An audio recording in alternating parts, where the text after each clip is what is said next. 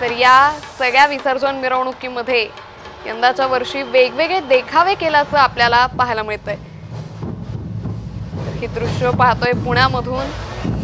पुण्यातील सर्व मानाचे गणपती हे विसर्जन मिरवणुकीमध्ये सहभागी झाले।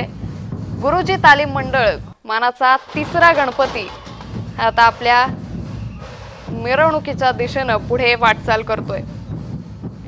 तर पुणेकरांनी या सगळ्या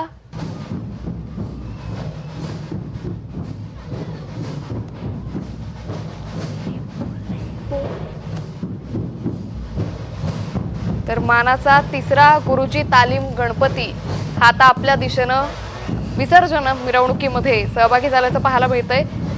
या विसर्जन मिरवणुकीमध्ये वेगवेगळे देखावे देखील आपल्याला पाहायला मिळतात। तर आज अनंत चतुर्दशी आहे। मुंबईकरांचा उत्साह शिगेला पोहोचलाय। तर इकडे पुण्यामध्ये देखील पूजा आरती ढोल तासांचा गजर गुलालाची उधळण या सगळ्या भाविकांचा जयघोष या सगळ्या वातावरणात आपल्या लाडक्या बाप्पाला निरोप दिला जातोय। पुण्याचे 5 मानाचे गणपती यातलाच पहिला कसबा गणपती, दुसरा तांबडी जोगेश्वरी, तिसरा गुरुजी तालीम, चौथा तुळशीबागेतला गणपती आणि 5वा केसरीवाडा गणपती हे सर्व मानाचे गणपती या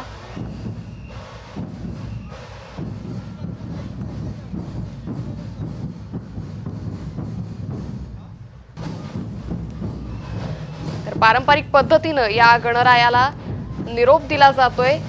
गुलालाची मोठी उधळण आज पुण्याच्या या लक्ष्मी रोड परिसरामध्ये पाहायला मिळते। हा सगळा रोड गुलालाने माखून गेलाय।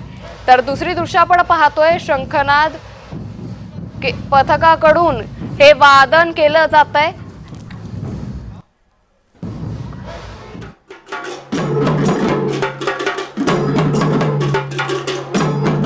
तर पुण्यातील गणेशोत्सव मिरवणुकीला चांगली परंपरा आहे, सांस्कृतिक वारसा जपला जातो आणि हे सांस्कृतिक वारसा जपण्याचं काम केलं जातं याच कलाकारांमुळे आणि याच कलाकारांमुळे जे आहे ती पुण्याची विसर्जन मिरवणूक प्रसिद्ध झाली आणि यामुळे या सगळ्यांच्या वादनाला पुणेकर मंत्रमुग्ध होत आहेत आणि पुणेकरांकडून कौतुक देखील केलं जात आहे। कॅमेरा पर्सन दीप मिश्रासह रोहन कदम, जय महाराष्ट्र न्यूज पुणे।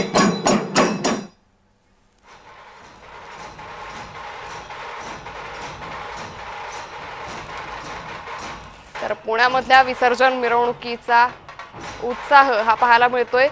शंखनाद पथकाकडून हे वादन करण्यात आलेले आहे, ज्यामध्ये संबळ हे जे महाराष्ट्राचं पारंपरिक वाद्य आहे ते वाजवत आपल्या गणरायाला निरोप दिला जातोय।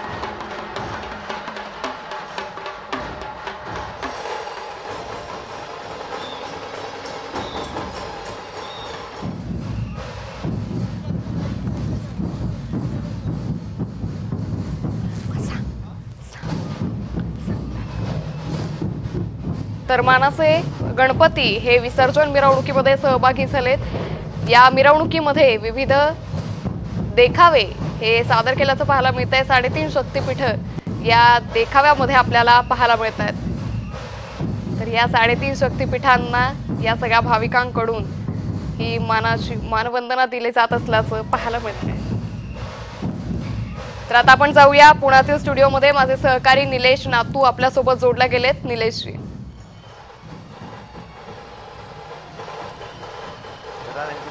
तुम्ही पाहू शकता की संबळ वादन इतकं अप्रतिम चालू होतं, पण त्याच्या मागे जी देवीची मूर्ती आहे ती अख्खी मूर्ती पुढे येते, 360 कोनामध्ये पूर्ण फिरते। म्हणजे जेवढे भाविक आहेत प्रत्येकाला